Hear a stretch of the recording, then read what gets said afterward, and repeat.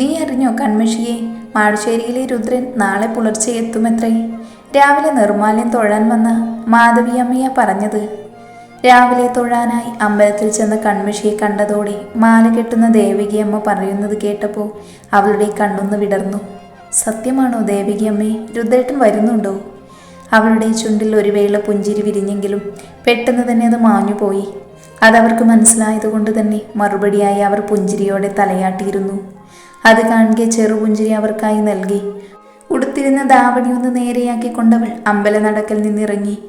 അമ്പലക്കുളത്തിലെ പടവുകളിൽ ചെന്നിരുന്നു കൊണ്ട് അവൾ കുളത്തിൽ വിരിഞ്ഞു നിൽക്കുന്ന നീലത്താമരയിലേക്ക് പുഞ്ചിരിയോടെ നോക്കി നിന്നു അവൾ. ആ കണ്ണുകളിൽ വർഷങ്ങൾക്ക് മുൻപുള്ള ഒരു പ്രഭാതം വിടർന്നു. ദേ രുദ്രേട്ട, കളിക്കാൻ നിൽക്കല്ലോ. ഇന്ന് മുത്തശ്ശിക്കാവിൽ പോയി തിരി തെളിയിക്കാമെന്ന് ദേവിക്ക് നേർച്ചയിട്ടതല്ലേ. എന്നിട്ടിപ്പോൾ നേരം എത്രയെന്ന് വല്ല നിശ്ചയമുണ്ടോ?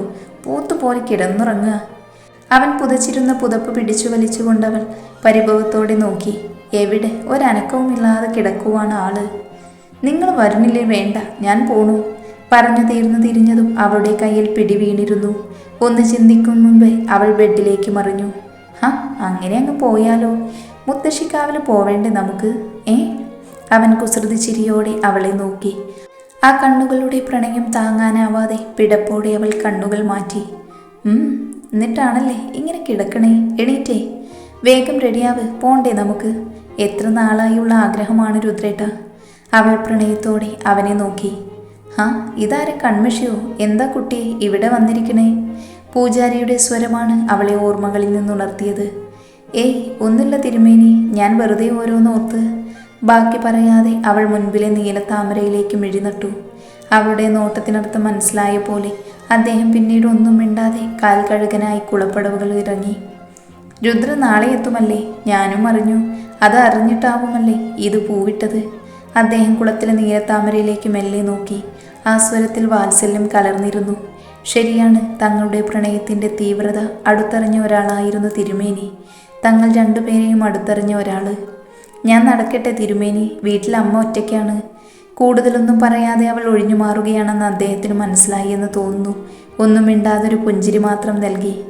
പാടവരമ്പത്തൂടെ തിരിച്ചു വീട്ടിലേക്ക് നടക്കുമ്പോൾ എന്തിരുന്നില്ലാതെ മനസ്സ് വ്യാകുലപ്പെടുന്നതറിഞ്ഞു.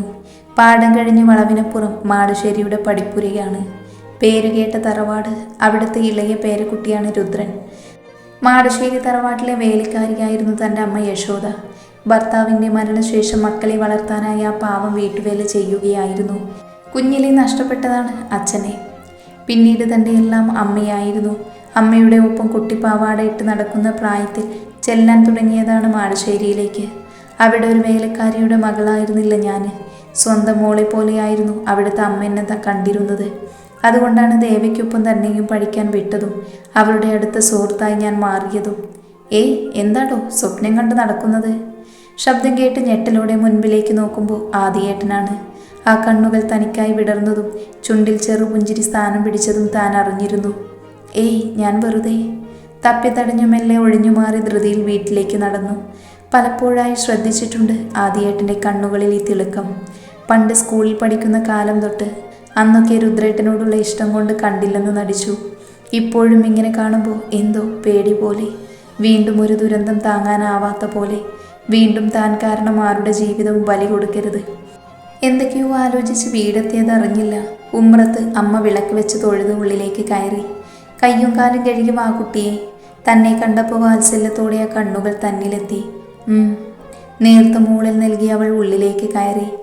നീ അറിഞ്ഞില്ലേ കൺമഷിയെ, മാടുശ്ശേരിയിലെ വിശേഷം? രാത്രി അത്താഴം കഴിക്കുന്നതിനിൽ അമ്മ അവളെ ഒന്ന് നോക്കി. അമ്പലത്തിൽ ചെന്നപ്പോൾ ദേവകിയമ്മ പറഞ്ഞു. കഴിക്കുന്ന ഭക്ഷണത്തിൽ നിന്ന് ശ്രദ്ധ തിരിക്കാതെ അവൾ പറഞ്ഞു. എൻ്റെ കുട്ടി അതൊന്നും ആലോചിക്കേണ്ട.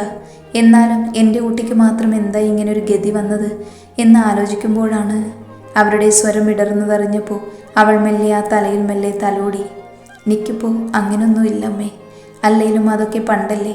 ഇനി പഴയ പോലെ ഒന്നും ഉണ്ടാവില്ല. അങ്ങേരെ ഒരു പരിഷ്കാരി പെണ്ണിനെ കെട്ടി ഇവിടെ തന്നെ കൂടാനാവും ചിലപ്പോൾ വരണത് തന്നെ. എൻ്റെ അമ്മയ്ക്ക് ഞാനില്ലേ, എനിക്കമ്മയും. അത് മതി നീ. അവൾ കുസൃതിയോടെ അമ്മയെ നോക്കി കണ്ണിറുക്കി. മുറിയിൽ ചെന്ന് മെല്ലെ കട്ടിലിൻ്റെ താഴെയുള്ള പെട്ടി അവൾ എടുത്തു. പെട്ടിയുടെ പുറത്തെ നേർത്ത പൊടിപടലങ്ങൾ കൈകൊണ്ട് തട്ടിയത് തുറന്നു. നേർത്ത സായന്തനം, രുദ്രദേവ്. കാപ്പി പുറം ചട്ടയിൽ വെള്ളി നിറത്തിൽ എഴുതിയ അക്ഷരങ്ങളിലൂടെ മെല്ലെ വിരലോടിച്ചു.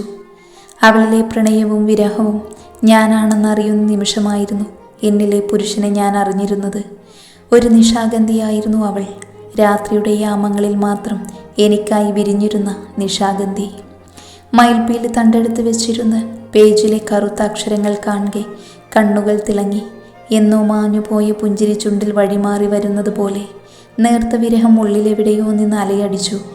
ദേ, ഈ മുത്തശ്ശിക്കാവിലെ വിളക്കാണേ സത്യം. ഈ രുദ്രൻ്റെ ജീവിതത്തിൽ ഒരു പെണ്ണുണ്ടെങ്കിൽ അത് നീയായിരിക്കും കൺമഷി. പണ്ടെങ്ങോ മുത്തശ്ശിക്കാവിൽ പോയി ഒരുമിച്ച് വിളക്ക് വെച്ചപ്പോൾ തനിക്ക് പിന്നിലായി വന്ന് പറഞ്ഞ വാക്കുകൾ ഓർക്കവേ ചുണ്ടിൽ വരണ്ടൊരു പുഞ്ചിരി വിരിഞ്ഞു. കണ്ണുകൾ എന്തെന്നില്ലാതെ കലങ്ങി മറിഞ്ഞു. ഓർമ്മകൾ തന്നെ കാർന്നു തിന്നാൻ തുടങ്ങിയതും കണ്ണുകൾ ഇറുകെ പൂടി. ഒരു തുള്ളി കണ്ണുനീർ കവിളിനെ ചുംബിച്ചൊഴുകി. രുദ്രമോൻ വരുന്നത് കൊണ്ട് നീയും കൂടെ വരണം കൺമഷി തറവാട്ടിലേക്ക്. എന്നെക്കൊണ്ട് ഒറ്റയ്ക്ക് കൂട്ടിയാൽ കൂടില്ല ഒന്നും. പിറ്റേന്ന് തറവാട്ടിലേക്ക് പോകാൻ ഇറങ്ങുമ്പോഴാണ് അമ്മ തന്നെ നോക്കിയത്. തയ്ച്ചുകൊണ്ടിരുന്ന തയ്യൽ മെഷീൻ്റെ ചവിട്ടിലൊന്ന് നിർത്തി അമ്മയെ നോക്കി. പറ്റില്ലെന്ന് പറയല്ലേ നീയ്. എന്നെക്കൊണ്ട് ഒറ്റയ്ക്ക് കഴിയില്ല. പ്രായം ഇത്രയായില്ലേ. ഒക്കെ മറന്നുവെന്ന് നീ തന്നെയല്ലേ പറഞ്ഞത്. അവിടുത്തെ ജോലി കൂടെ പോയാൽ പിന്നെ ദേ ഈ തയ്യൽ മെഷീൻ കൊണ്ട് രണ്ടറ്റം കൂട്ടിമുട്ടിക്കാൻ പറ്റുമോ? അമ്മയുടെ ചോദ്യത്തിന് ഉത്തരമില്ലായിരുന്നു. ശരിയാണ്, ഡിഗ്രി പകുതിക്ക് വെച്ച് നിർത്തിയ തനിക്ക് ഒരു ജോലി എവിടുന്ന് കിട്ടാനാണ്? തറവാട്ടിൽ നിന്ന് മിച്ചം കിട്ടുന്നത് കൊണ്ടാണ് ഒരു തയ്യൽ മെഷീൻ മേടിച്ചത്. അതിൽ നിന്നും വലിയ വരുമാനമൊന്നുമില്ല. ഓരോന്ന് ചിന്തിച്ചപ്പോൾ മനസ്സില്ല എങ്കിലും സമ്മതം മൂളി. ഇന്ന് കൺമഷിയുമുണ്ടോ? ഒത്തിരി ആയല്ലോ കുട്ടിയെ ഇങ്ങോട്ട് കണ്ടിട്ട്. പിന്നാമ്പുറത്തെത്തിയപ്പോൾ രുദ്രേട്ടൻ്റെ അമ്മ സുഭദ്ര ചെറുപുഞ്ചിരിയോട് ചോദിച്ചു. പണ്ട് സ്ഥിരം അമ്മയുടെ കൂടെ വരാറുള്ളതാണ്. തനിക്ക് പിന്നീട് ഒരു കല്യാണം ആലോചന വന്നതും അതിൽ താൻ സമ്മതം മൂളിയപ്പോൾ ആ ദേഷ്യത്തിൽ എന്നേക്കാൾ നല്ലൊരു പെൺകുട്ടിയെ കിട്ടുമെന്ന് പറഞ്ഞ് ബാംഗ്ലൂരിലേക്ക് പോയതാണ് രുദ്രേട്ടൻ. കല്യാണം മുടങ്ങിപ്പോയതിനു ശേഷം പിന്നീട് താനും ഇങ്ങോട്ടുള്ള വരവ് നിർത്തി. തയ്യൽ പഠിച്ചു വീട്ടിലിരുന്ന് തയ്യൽ മാത്രമായി. ഒരു തരത്തിൽ പറഞ്ഞാൽ എല്ലാത്തിൽ നിന്നും ഒരു ഒളിച്ചോട്ടമായിരുന്നു പിന്നീട്. അവന് മാമ്പഴ പുളിശ്ശേരി ഒത്തിരി ഇഷ്ടമാണ് കുട്ടിയെ. ഇത്തിരി ഉണ്ടാക്കിക്കോട്ടോ. ഉച്ചയാവുമ്പോഴേക്കും എത്തും ചെക്കൻ. ഉച്ചക്കുള്ളത് ഉണ്ടാക്കുമ്പോഴായിരുന്നു സുഭദ്ര വന്ന് പറഞ്ഞത്. അപ്പോഴേക്കും മാമ്പഴ പുളിശ്ശേരി ഉണ്ടാക്കിയത് അടുപ്പത്ത് നിന്ന് ഇറക്കി വെച്ചിരുന്നു താന്. ആ ഇഷ്ടങ്ങൾ ഏറെക്കുറെ തനിക്കും അറിയാമായിരുന്നു. നീ ഉണ്ടായിരുന്നോ ഇന്ന്? അമ്മയ്ക്ക് പിന്നാലെ വന്ന പരിചിതമായ ശബ്ദം കേൾക്കെ തിരിഞ്ഞു നോക്കി. ദേവയായിരുന്നു അത്. അവളെ നോക്കി ഒന്ന് പുഞ്ചിരിക്കാൻ ശ്രമിച്ചെങ്കിലും ആ ചുണ്ടിൽ തനിക്കായി പുച്ഛം മാത്രമേ ഉണ്ടായിരുന്നുള്ളൂ. നിങ്ങൾ ഒത്തിരി ആയില്ലേ കണ്ടിട്ട്. മിണ്ടി പറഞ്ഞു ഇരിക്ക്, ഞാൻ ചെല്ലട്ടെ. സുഭദ്രാമ തന്നെയും ദേവയെയും നോക്കി പറഞ്ഞിട്ട് പുറത്തേക്ക് നടന്നു. താൻ ദേവയെ ഒന്ന് നോക്കി. അവളുടെ രൂപമാകെ മാറി. പുറത്തെവിടെയോ പോയി പഠിക്കുവാണിപ്പോൾ അവൾ. തൻ്റെ കല്യാണം നിശ്ചയിച്ചു എന്നറിഞ്ഞപ്പോൾ വഴക്ക് പറയാനായി വന്നപ്പോഴാണ് അവസാനമായി അവളെ കണ്ടത്. പിന്നീട് കണ്ടിട്ടില്ല. അല്ല, വന്നിട്ടില്ല എൻ്റെ മുൻപിൽ എന്ന് പറയുന്നതാവും ശരി. അല്ലെങ്കിലും ചേട്ടനെ തേച്ചവളോട് ആർക്കാണ് ദേഷ്യം തോന്നാത്തത്? എന്താ നിന്റെ ഉദ്ദേശം? വീണ്ടും ആ പാവത്തിനെ വേദനിപ്പിക്കാനാണോ? അവളുടെ ശബ്ദത്തിൽ നീരസം കലർന്നിരുന്നു. അമ്മ പറഞ്ഞതുകൊണ്ടാണ് വന്നത്, അല്ലാതെ ആരെയും വേദനിപ്പിക്കാനല്ല. അങ്ങനെ വേദനിപ്പിക്കാൻ കഴിയുമെന്ന് തോന്നുന്നുണ്ടോ നിന്റെ കൺമഷിക്ക്? തൻ്റെ ചോദ്യത്തിന് ആ മുഖം പതറുന്നതറിഞ്ഞു. അല്ലേലും അവളൊരു പാവമാണ്. ചേട്ടനെ ജീവനേക്കാളേറെ സ്നേഹിക്കുന്ന അൻഗത്തി. തൻ്റെയും രുദ്രേട്ടൻ്റെയും പ്രണയത്തിന് കൂട്ടുനിന്നതും അവളായിരുന്നു. പക്ഷേ പിന്നീട് തൻ്റെ മാറ്റങ്ങൾ ആരെക്കാളും തളർത്തിയത് ദേവയെ ആയിരുന്നു. അതാണ് ഈ നീരസത്തിന് കാരണവും. ദേവേ, രുദ്രേട്ടൻ വന്നുട്ടോ. മുറ്റത്തെ കാറിൻ്റെ ശബ്ദം കേൾക്കെ ഉമ്മറത്തു നിന്ന് സുഭദ്രാമ ഉറക്കെ വിളിച്ചു പറഞ്ഞു. അത് കേൾക്കെ അവൾ തിരിഞ്ഞു നടന്നു. നെഞ്ചിലെന്നോ ഒരു വിങ്ങൽ പോലെ. ഒന്ന് കാണാൻ വല്ലാത്ത മോഹം, മനസ്സ് വല്ലാത്ത വിങ്ങൽ. അറിയാതെ താനും പിന്നാമ്പുറത്തൂടെ മുറ്റത്തേക്കിറങ്ങി. ഒരു നോക്ക്, വെറുതെ ഒരു നോക്ക് കണ്ടാൽ മതി. ആരും അറിയാതെ കണ്ണുകൾ എന്തിനോ വേണ്ടി നിറഞ്ഞു. വല്ലാതെ പിടഞ്ഞു. ശരീരം മനസ്സ് പറയുന്നത് കേൾക്കാതെ മുറ്റത്തൂടെ വീടിൻ്റെ മുൻപിലേക്ക് നടന്നു. വീടിൻ്റെ ഒരു ഭാഗത്തു നിന്ന് ഉമ്മറത്ത് നിർത്തിയിട്ടിരിക്കുന്ന ചുവന്ന കാറിലേക്ക് നോക്കി. കണ്ണുകൾ ആരെയോ പരതുന്നു. മുൻപിൽ കണ്ട കാഴ്ച വിശ്വസിക്കാൻ കഴിയാതെ കണ്ണുകൾ നിറഞ്ഞു. ഒരു വീൽ ചെയറിൽ ഇരുത്തിക്കൊണ്ടുവരുന്ന രുദ്രേട്ടനെ കാണെ ഞെട്ടലോടെ ആ മുഖത്തേക്ക് നോക്കി. മുഖത്ത് അങ്ങിങ്ങായി മുറിവുകളുടെ പാടുണ്ട്. കഴുത്തിൽ ബാൻഡ് ഇട്ടിട്ടുണ്ട്. കണ്ണുകൾ മാത്രം അനങ്ങും. ആ മുഖം കാണെ പിടച്ചിലോടെ കണ്ണുകൾ നിറഞ്ഞു. എൻ്റെ കുട്ടി. സുഭദ്രാമ രുദ്രനെ കണ്ടതും ഏങ്ങലോടെ പുണർന്നു. ഇടയ്ക്കെപ്പോഴും ആ കൃഷ്ണമണി നാലുപാടും പരതുന്നതിനിടയിൽ തന്നെ കണ്ടു. കൺമഷി. ആ വരണ്ട ചുണ്ടുകൾ പതിയെ മൊഴിഞ്ഞു. നീ ഇവിടെ നിൽക്കുകയാണോ കൺമഷി? വന്നേ, അവിടെ 100 കൂട്ടം പണിയുള്ളതാ. അമ്മ പിന്നിൽ നിന്ന് വിളിച്ചപ്പോൾ ഞെട്ടലോടെ തിരിഞ്ഞു നോക്കി. രുദ്രേട്ടൻ തന്നെ കണ്ടെന്നറിഞ്ഞതും കൂടുതലൊന്നും ചിന്തിക്കാതെ തിരിഞ്ഞു നടന്നു. ഒരു തരം മരവിപ്പായിരുന്നു മനസ്സിൽ. പിന്നീട് എത്രയും പെട്ടെന്ന് പണി തീർത്ത് വീട്ടിലെത്തണമെന്ന് തോന്നി. കണ്ണുകൾ എന്തിനോ എന്ന പോലെ നിറഞ്ഞൊഴുകി. രുദ്രൻ കുഞ്ഞിന് വയ്യാതിരിക്കുക എന്ന് ഞാൻ അറിഞ്ഞിരുന്നു. മനഃപൂർവ്വം നിന്നോട് പറയാതിരുന്നതാ. നിന്നെ വിഷമിപ്പിക്കേണ്ട എന്ന് വിചാരിച്ചു. ഇടയ്ക്ക് പാത്രം കഴുകി വെക്കുന്നതിനിടയിൽ അമ്മ പറയുന്നത് കേട്ടെങ്കിലും മറുപടിയൊന്നും പറഞ്ഞില്ല. ഒരുതരം നിസ്സംഗതയായിരുന്നു മനസ്സ് നിറയെ.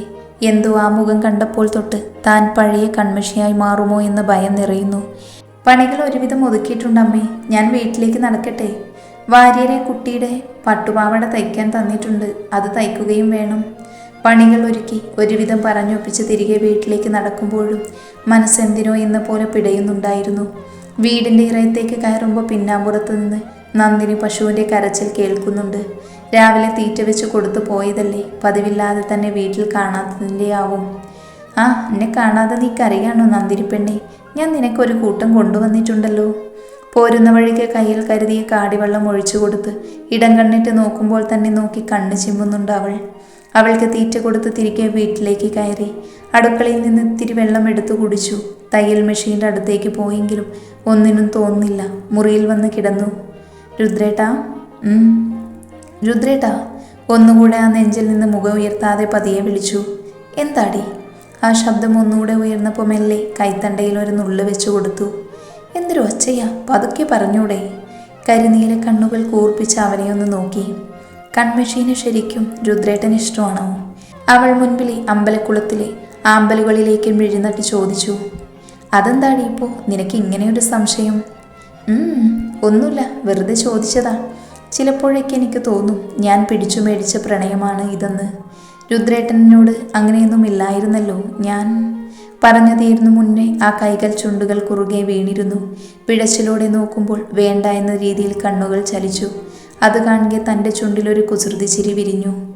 അങ്ങനെ തോന്നുന്നുണ്ടോ കൺമഷിയെ നിനക്ക്?